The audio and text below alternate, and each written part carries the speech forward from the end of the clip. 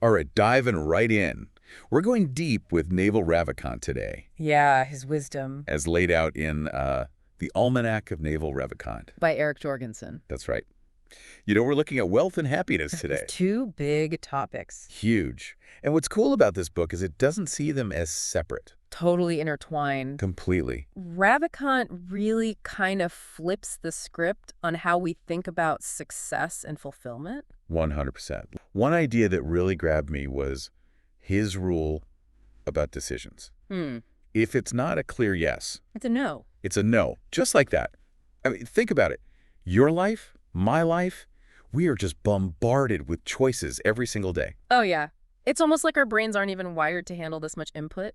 Back in the day, choices were limited. Now, Right, many. it's overwhelming, and that can lead us to make bad decisions, Absolutely. which cost us not just money, No. time and energy. Yes.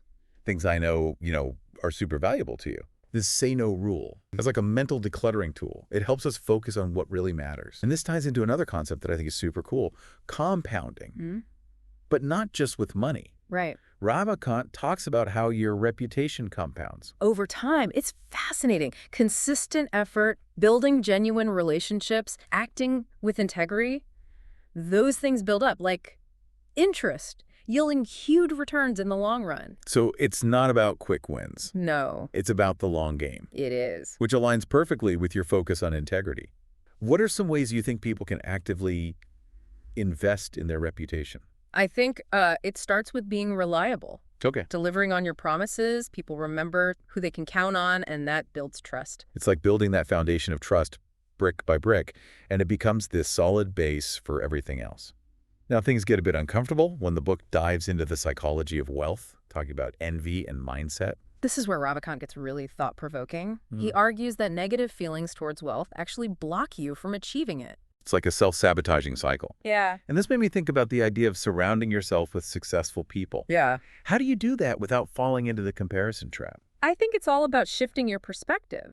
See other people's success as inspiration, not something to resent. Learn from them. Be happy for them. Their success doesn't take away from your own potential. It's more like expanding the possibilities. It makes you wonder if there are hidden beliefs we hold about wealth that might be holding us back, right? Absolutely. And it segues perfectly into Ravikant's point about money and freedom. Yeah. He doesn't sugarcoat it. Money doesn't directly equal happiness, Doesn't buy happiness. but it buys the freedom to pursue what does. I love the example he uses, Yeah. the Buddha. Being born into wealth gave him the space to seek enlightenment. It highlights the idea that money is a tool. How you use it determines its value. You could use it to pursue your passion for knowledge, dive deeper into the things you love learning about. That's such a great point. But he also warns about the flip side. Loving money for the sake of it can trap you. It can. Like being a prisoner of your own possessions, always chasing more. That's not freedom. And this ties in beautifully with your love of knowledge. It's not about hoarding information, but about the doors it opens, the freedom to explore and grow. Right. It's about using knowledge to create something, to contribute. It's not just about having the facts, but what you do with them. And speaking of creating a fulfilling life, the book gets into some really fascinating Eastern philosophy about happiness. Ravikant taps into ideas from Taoism and Buddhism, suggesting that happiness isn't some fleeting feeling, but a deliberate choice you make in how you see and react to the world. So instead of waiting for happiness to find you, you're actively creating it. You are. He talks about how judging things, both good and bad, can be the root of both happiness and unhappiness. It's like a paradox. The more you cling to judgments and desires, the more you suffer. True happiness comes from accepting things as they are, being present. Think about how happy kids are. They're totally absorbed in the moment. No worries about the past or future. It makes me wonder, when are you most present and free from judgment in your own life? That's a powerful question for self-reflection, and it brings us to another important concept Ravikant discusses. The monkey mind. You mean that constant chatter? Exactly. It's like a mischievous monkey, swinging from thought to thought, creating all this mental noise. This resonates with your desire for deep learning, doesn't it? How can you quiet that monkey mind to really absorb information? It's like you need to create a mental space for learning. You do. And Ravikant suggests meditation as a way to train the mind, to tame that inner monkey. And he doesn't just mean formal meditation. He talks about how everyday activities like hiking, journaling, even taking a shower can become a form of meditation if you do them mindfully. So finding moments of stillness, even in the midst of a busy life, that's a really accessible idea. And it reminds us that cultivating happiness, like anything worthwhile, takes practice. It does. And there's no one-size-fits-all approach. It's about trying things out, finding what works for you. It's exciting. You got it. It's about being open-minded and experimenting. And Ravikant also touches on the power of good habits in cultivating happiness. He's a big advocate for things like enough sleep, exercise, and limiting social media things that we know contribute to well-being. It's that whole mind-body connection, right? Yeah, Taking care of yourself physically also impacts your mental and emotional state. exactly. It's a powerful reminder that you have more control over your happiness than you might think. It's about making choices that align with your well-being. Yeah, it's like building those little habits, those little choices. It all adds up. It does. It's like a mosaic. Okay, so we've covered a lot with the Almanack of Naval Ravikant. We talked about being decisive. That's say no rule. Yeah, building a solid reputation, how our mindset can attract wealth, And how money can be a tool for freedom. especially when it comes to pursuing, knowledge. And we delved into like some pretty deep Eastern philosophy about choosing happiness, finding stillness. In a busy world, a lot to unpack.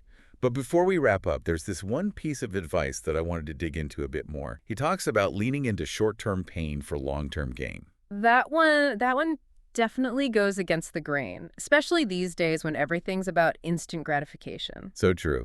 It seems so counterintuitive, so I'm curious to hear what your take on it is. Well, our brains are wired to avoid pain Of course.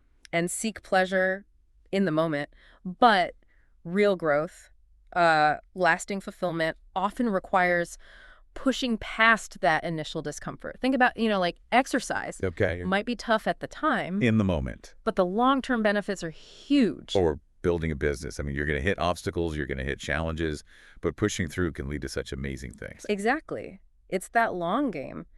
Realizing that the most rewarding paths, they often involve some short-term discomfort.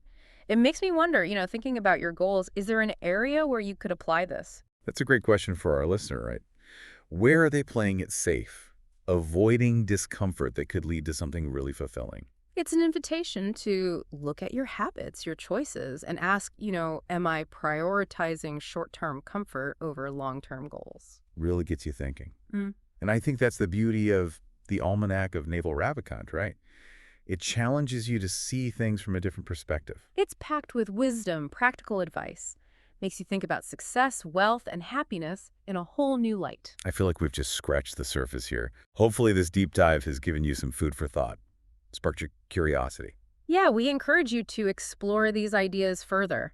See how they resonate with your own experience and what you want to achieve. The true value of knowledge is in how you use it.